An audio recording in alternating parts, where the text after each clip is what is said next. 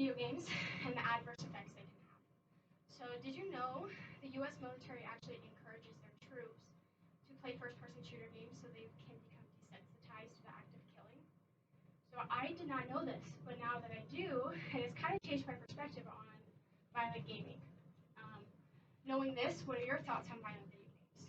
Did you ever believe they could have negative effects on people? I have researched a lot about this topic, and there's many opinions and like debates going on. And some debates that I got, or some opinions that I got, were that it does not affect behavioral problems. Second, that it does increase the levels of aggression in people. Or third, that it actually lowers the rate of acts of violence. So I personally believe, and I'm here to persuade you, that violent video games can affect one's thoughts, behaviors, and emotions. So I'm going to kind of touch bases on all three of these. So first, affecting their thoughts by how realistic these games are getting.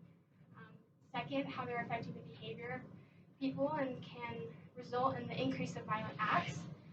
And third, how they can lead to the trigger of emotional desensitization. So first, how they're affecting one's thoughts. When violent video games initially came out in about the 1980s, they were not very realistic. So it made it very easy for those playing to differentiate between the fictional acts of violence they were viewing on the screen and real acts of violence. However, due to the advancement of technology, these graphics are becoming much more realistic, and especially tied with their interactive ability from like virtual reality. I don't know if any of you have done that, but it's pretty real. It feels really real, and so it's making it really hard for these gamers to tell the difference between what is real and what is not. And after viewing this kind of action and violence for long periods of time, I really believe it can kind of mess with their mind and blur the border of what is reality and what is fantasy. Now, it's important to be aware of this, especially because over 90% of the world play video games. And over 85% of those video games have violent content. I know not all of us play violent video games, or video games in general, but I think as parents or future parents, it's really good to have an understanding of this. Now, second, how they're affecting one's behavior and as a result contributing to violent acts. The long hours children spend playing violent video games teach them to solve problems with aggressive behavior and make them fearful of a world that seems to be marked by aggression and brutality, states Dr. William Sears. Now, Dr. Whitney DeCamp, a professor in the Department of Sociology at Western Michigan University, and Christopher Ferguson, co-chair of psychology at Stetson University in Florida, explained that in 2005, Senator Hillary Clinton stated, "Playing violent video games is to an adolescent's violent behavior what smoking tobacco is to lung cancer." And I thought that was really powerful because it really explains how an adolescent who is already aggressive can become much more aggressive and potentially dangerous due to this violent gaming. Now, this debate sparked many politicians following tragic mass shootings by youth, such as the 2012 Sandy Hook shooting, where a 20-year-old, Adam Lance, who was an avid gamer, first shot and killed his mom in their own home, and then he traveled to the local school where he shot and killed 20 children and 6 adults before taking his own life. Now, the Columbine High School shooting in 1999 and the open fire in Aurora, Colorado at their movie theater, and in other massacres had this in common, says Benedict Carey from the article Shooting in the Dark. They were video gamers who seemed to be acting out some dark digital fantasy. It was as if all that exposure to computerized violence gave them the idea to go on a rampage, or at least fueled their urges. Now, Lieutenant Colonel Grossman, who worked on the Columbine High School shooting, stated, "This shooting was motivated by the same video games the Marine Corps uses to prepare their soldiers for war." So this got a lot of people's attention. It made them wonder if this tool to help prepare soldiers for war were having adverse effects on the youth. I'd like to make known one thing. My intent is not to persuade you that violent video games are the result of school shootings. I believe school shootings are aggressive behavior initiated by aggressive thoughts. Aggressive thoughts one might get from this violent gaming. However, none of these extreme acts of violence, such as school shootings, happen because of one risk factor. there's multiple factors. Some of these aggressive behaviors can arise due to feeling alone, an unhealthy home environment, being bullied, and most importantly, some who struggle with a mental illness. Now last, how the effects of violent gaming can lead to the trigger of emotional desensitization.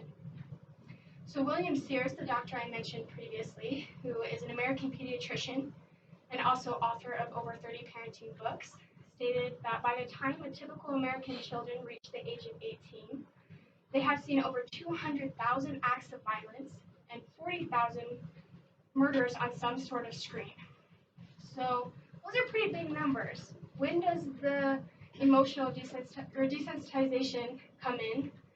Desensitization in the Journal of Experimental Social Psychology defines it as showing less physiological arousal to real violence after exposure to video game violence in the virtual world. The experiment was done to show video game violence and the role they play in physiological desensitization. So participants who reported their media habits played one of 8 violent or non-violent video games for about 20 minutes. Then the participants watched a 10-minute videotape containing scenes of real-life violence, while their heart rate and Galvin skin responses were monitored.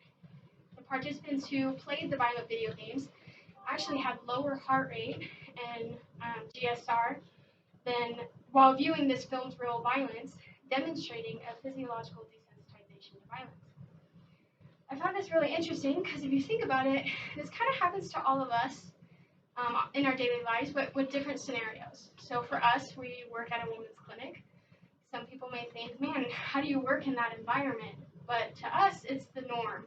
Things we talk about, see, it's nothing new to us. My brother, who is a dentist, some people, I know I've said I can't even imagine working in someone's mouth, but to him, that's the norm. It's what he's used to. So these youth who are playing these violent video games on a daily basis, when they see violence outside of their virtual world, is it that much of a difference for them? Are they becoming desensitized to this? Another thing that's really interesting is military soldiers who are not on active duty are encouraged to play violent first-person shooter games to continue their combat training.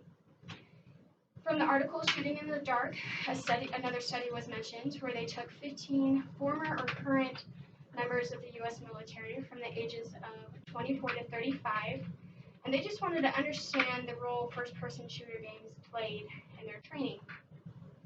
Many said that it was important to stay in the mindset of a soldier even when they were not on duty, and these first-person shooter games were the perfect way of doing that. So if these soldiers are playing these games to stay in the mindset of war, what kind of mindset do you think these children, youth are in playing these games?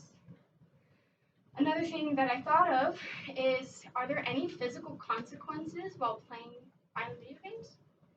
I mean, you have 3 lives, you die 3 times, you restart your game, and you're back to your 3 lives. Really, there's no physical consequences, but over a period of time, can it lead to emotional consequences? Consequences these gamers are unaware of? Now, in conclusion, with many opinions on this topic, with some believing that it does not affect behavioral problems, that it does increase levels of aggression in people, or that it lowers the rate of violent acts, I personally believe that violent video games can affect one's thoughts by how realistic these games are getting, affecting their behavior, and as a result, increasing violent acts, and how they can lead to the trigger of emotional desensitization. I don't believe every person who plays violent video games are aggressive, nor do I believe that every aggressive person plays violent video games. But I do believe that over time they can have adverse effects. And Dr. Anderson from the article Shooting in the Dark said it perfectly. At the very least, parents should be aware of what's in the games their kids are playing. And think of it from a socialization point of view. What kind of values, behavioral skills, and social scripts is your child learning?